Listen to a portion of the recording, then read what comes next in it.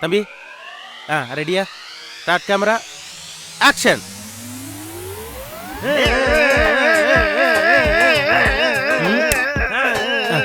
Focus focus. Okay, 10 minutes break.